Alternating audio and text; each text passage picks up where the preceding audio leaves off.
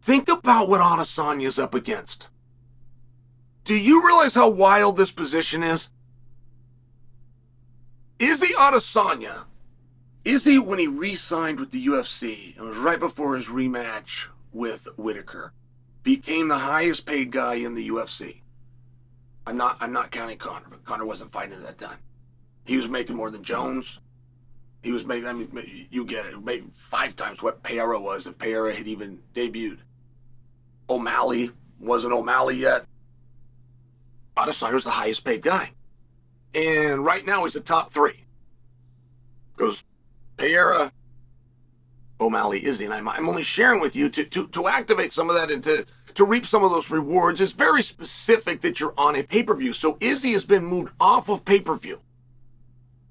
Now, he could have worked the deal out with the company. I understand that, but if we're just going by the contract, he's off of pay-per-view. Israel Adesanya hadn't fought guys in how many years where there wasn't a belt up? How many years has it been? Do you remember the debut in Melbourne, Australia? Do you remember that? 57,000 live? That was Izzy.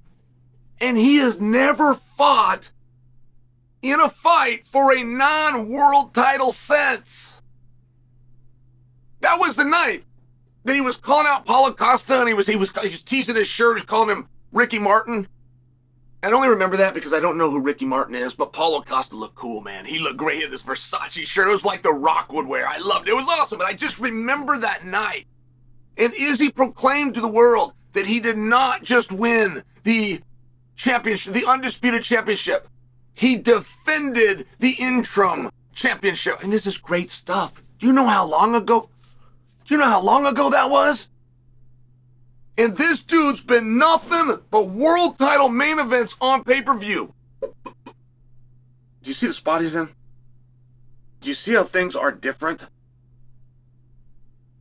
Do you see a road back for Izzy if he gets beat? Because there wasn't one for Dan Henderson. If Dan Henderson had lost to Pale Horse, he would have been off of TV. And they would have liked him, and they would have respected him, and they'd let him exhaust his contract. But forget about main events and co-main events. I mean, just forget about all that stuff. Dan Henderson, with that win over Pale Horse, couldn't put him back for a world championship because he just had 2. He just had Anderson. He just had Rampage. They put him in just main events. They were just getting this Fox deal. They were just going on linear, and they only used him in main events. I mean, it was a massive boost. Justin Gaethje got put in this spot, and he had to go do it in England. And he went out there. I'm looking at the guy in my head. I hate to forget somebody's name. The guy hasn't fought in a minute. And he's got to fight this guy. And it's a main event, and the guy's got some steam going. And that was the one. Have things not gone Justin Gaethje's way, the Justin Gaethje that you know, the BMF champion, that fight never happened. Justin Gaethje versus Max, it never happened. Justin got tested in England, and many believed he was going to do the job. And I'm just saying, Justin Gaethje, at 155 pounds, there was 10, 15 really good fighters, but there was only 5 stars. And you could not get those stars to pass the ball to anyone else. They never did it until Tony Ferguson did it for Charles Oliveira. But by the way, Justin Gaethje had done this as well. And he passed the test. And there's been nothing but big fights against big name guys. And I bring you that, like, this isn't new what you're seeing, but just try to imagine being in that spot. If you're Adesanya, try to imagine being in that spot. If you lose, your career will effectively be over. Some guys have priced themselves out of an ability to fight.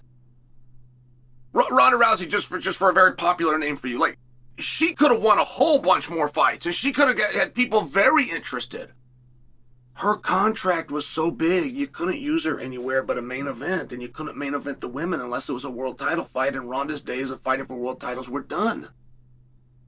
And I'm just sharing for you, like, there are some guys that make so much. Their contract is so good.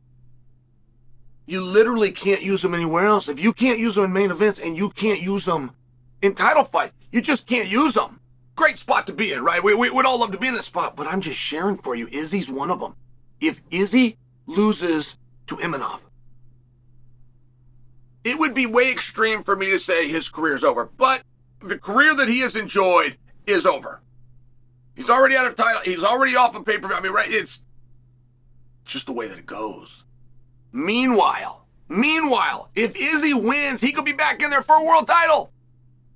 He could be back fighting for a world title. And who knows what Izzy will do with a microphone.